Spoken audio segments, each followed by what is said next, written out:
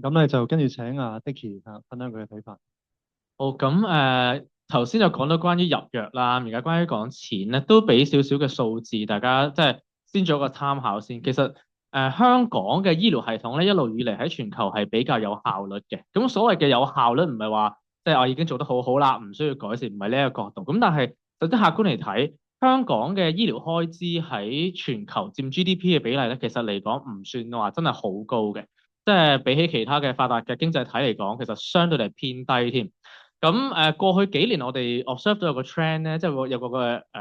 即係我哋成日都話醫療融資或者嗰啲錢都係三個途徑嚟嘅啫。咁第一就係政府啦，政府嘅 funding 啦；第二就係一啲 private 嘅 funding 啦，講緊可能係保險啊等等；第三咧就係大家成日都會好關注嘅就係 out of pocket 自己銀荷包嘅一啲錢。咁呢三個數字其實個趨勢係點樣咧？過去幾年？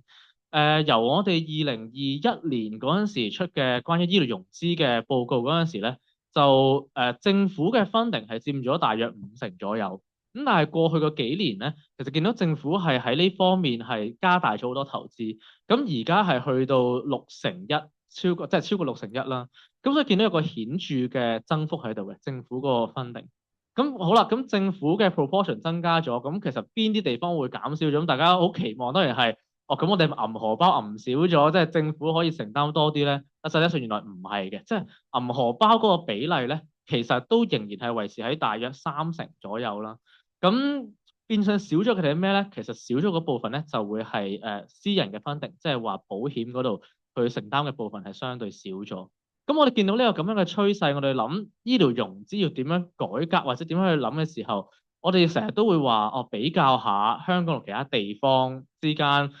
最簡單啦，銀荷包嚟計，其實會唔會可以揞得少啲咧？咁我哋見到咧，其實如果數字上嚟比較咧，香港同新加坡係差唔多，大家都係30%左右。咁但係有唔同嘅位置咧，就係新加坡嘅嗰30%咧，有一大部分啦，其實係透過佢哋嘅儲蓄計劃嗰度去儲翻嚟，然之後導致佢嗰個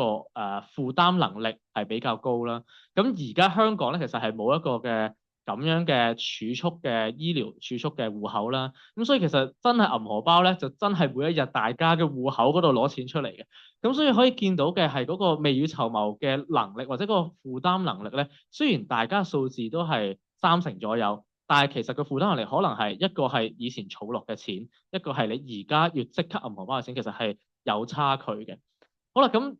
即係呢一個就係一個宏觀嘅睇法啦。咁我哋成日都諗啊，如果想政府佢哋，我哋都知道，淨係靠政府去俾錢，其實未必係個可持續性咁高嘅。咁我哋如果唔係政府去俾錢嘅話，咁我哋點可以令到嗰個 insurance 保險嗰一邊有機會可以負擔多啲，或者可以至少同市民嗰個嘅負擔可以 share 多啲咧？咁呢個就同 William 頭先所講嘅有相關，就係嗰個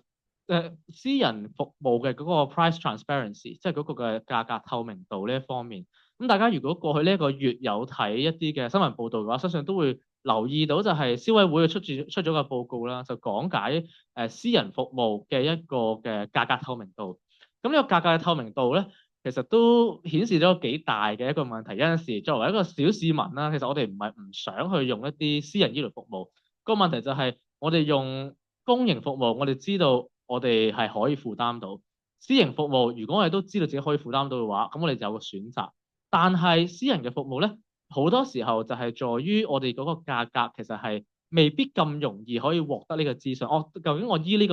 呢個病，最終我要用到幾多錢咧？我而家嘅戶口係咪 cover 到咧？咁呢個都係一個令到市民表面上有兩個選擇，公營定私營，實際上對於佢哋嚟講，一個更加 certain、更加有確定性嘅選擇，就剩翻公營嘅醫療服務。咁所以呢一個咧，其實喺個價格嘅透明度方面咧，相信隨住如果價格會提高咧，對於整個嘅業界，以至對於保險可唔可以發展更加多嘅產品去 cover 呢一啲嘅服務咧，都會有一個顯著嘅幫助啦。咁我所以即係最後都唔阻大家太多時間，就係想即係我哋想講一個方向性上啦，即係我哋都明白到單靠政府係唔可行話，或者唔可能係去到單靠政府就可以做到所有嘅安全或者提供晒所有嘅服務，甚至乎我哋睇下英國我哋一個好成日都會引用嘅一個例子，都見到其實佢哋都不斷花盡心思諗緊點樣去減佢哋嘅支出，去令到成個架構冇咁架床疊屋。我哋都唔希望香港會最終演變到呢一個地步，就係政府負擔好多，負擔到一個唔能夠持續嘅地步。咁如果我哋既然預示到未來唔想政府去負擔咁多嘅話，我哋必須要諗下有咩方法可以令到政府、私人以至係大家揞荷包呢一個嘅比例或者呢一個嘅平衡係可以做得再好啲。如果唔係嘅話，就會過於側重一邊咧，最終都係個可持續性都會成問題咯。係啦，咁我分享到呢度先，唔該晒。